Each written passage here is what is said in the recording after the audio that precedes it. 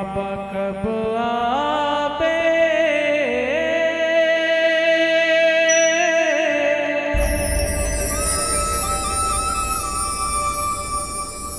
मोर गरीब के अंगना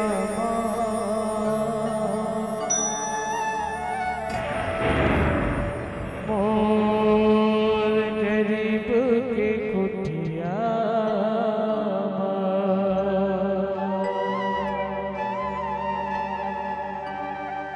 ए रास्ता निहारा था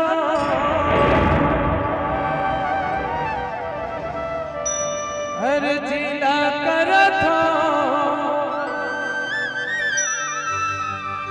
ए बीरू के भाग जगावे जगावे जगावे जब 24 घंटा में पूरा 24 घंटा तो याद करता हूँ तो कुछ तो तोर में बात होगी जे मैं तो याद करता हूँ मोर से कभी जुदा मत होबे इस संसार में लाए के बाद ते मोर रास्ता दिखाए तो रास्ता फॉलो करता हूँ और तो रास्ता ला तोर बताए हुए मार्ग में चल के अपन जीवन यापन करत हूँ तो लटका प्रेम करता तो लटका माया करता ये अपन जन्माए दाई ददल नहीं करो बाबा इस संसार इस जगत मुरकुल माँ के मुरकुल के मान बढ़ाए तहे दिल से धन्यवाद चरण छू प्रणाम करता हूँ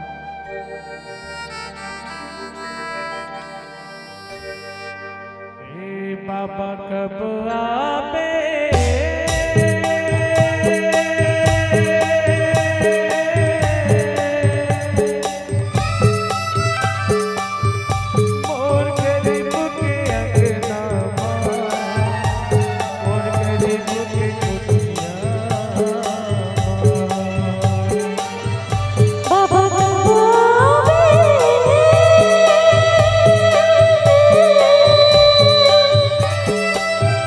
मोर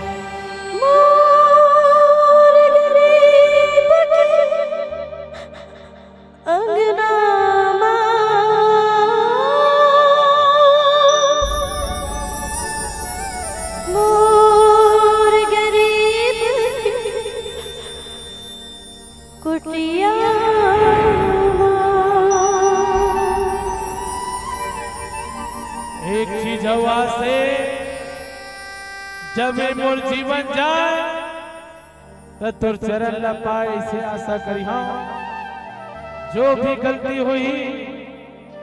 क्षमा देवे।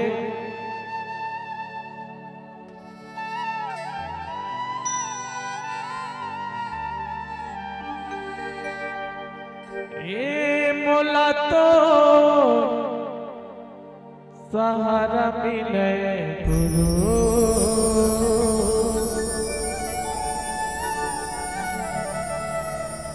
मोला तो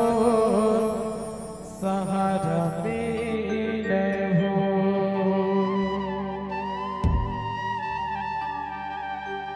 ये मोरे जिंदगी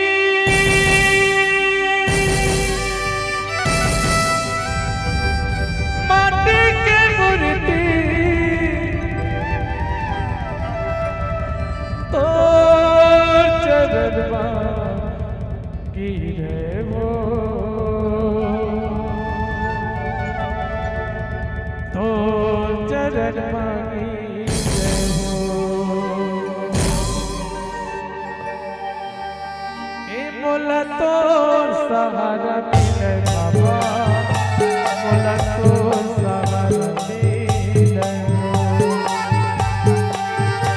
मोला तो सहारा मिले।